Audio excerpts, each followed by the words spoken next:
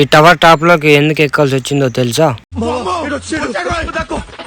Hello guys, this is your Aditya. నా 25 days జర్నీలో ఇది డే 8. కనిపిస్తున్న RET కేబుల్ మార్చడానికి అయితే పైకి ఎక్కాల్సి వచ్చింది.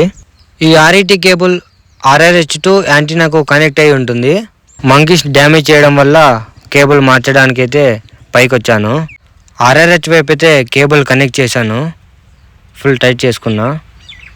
యాంటీనా సైడ్ కూడా వచ్చి RETకి అయితే కేబుల్ కనెక్ట్ చేస్తున్నాను. ఇలా వర్క్ చేస్తూ ఒక్కసారిగా కిందకి చూస్తే ఇది ఓపెన్ లాడర్. దిగేసారి అయితే చూసుకుని దిగాలి, కొంచెం స్లిప్ అయినా అంతే. కేబుల్ రూటింగ్ చేసుకుంటూ అయితే కిందకి వచ్చేసా. ఇంత పర్ఫెక్ట్గా కేబుల్ రూటింగ్ చేసుకున్నా ఈ మంకీస్ ఎప్పుడు ఏదో రకంగా డిస్టర్బ్ చేస్తూనే ఉంటాయి.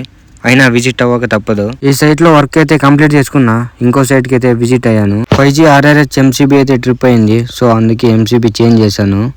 చేంజ్ చేసిన తర్వాత MCBని అయితే ఆన్ చేశాను. సో అప్ అవడానికి 20 minutes టైం పట్టుద్ది.